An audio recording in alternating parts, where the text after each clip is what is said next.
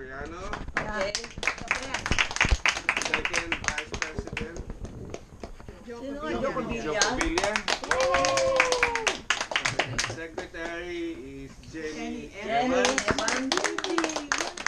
Treasurer Is Rose. Rose. Auditor. Auditor. And PRO. I decline. Too late, too Of late. course, Benny.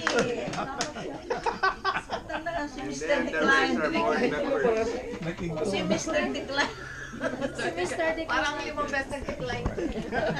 And now, ang sunod natin And the agenda, board, you forgot the the board board. of directors. Okay. We have Jess Española, Al Aquino.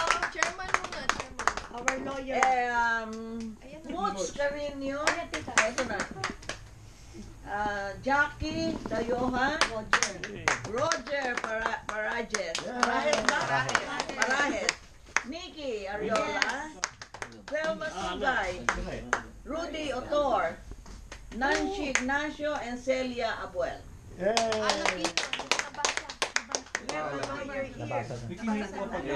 and now I move Congratulations. to become the chairman of the board. And our new chairman of the board is Andy. Andy. Ikaterma moves on to be the... I'm the founding president emeritus and consultant. Yes. Being the founder. So that's the base. That's the big announcement.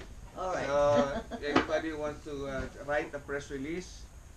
Just ask for the pictures. I will bibigyan ng pictures and then lagay We natin will sa have our picture taking dyaryo. for the newspaper release.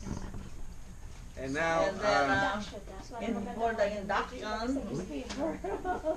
of course we are talking now about the I'm giving the floor to you.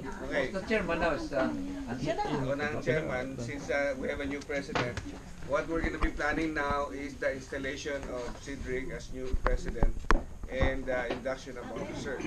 So we only have few days. Nagmi-meeting tayo only once a month, so we have to rush everything. That's why pinagsama na namin yung election and this first meeting to plan for that big event. We did it 2 years ago sa Double Tree, Carson. Hindi, Double Tree, Norwalk. Norwalk.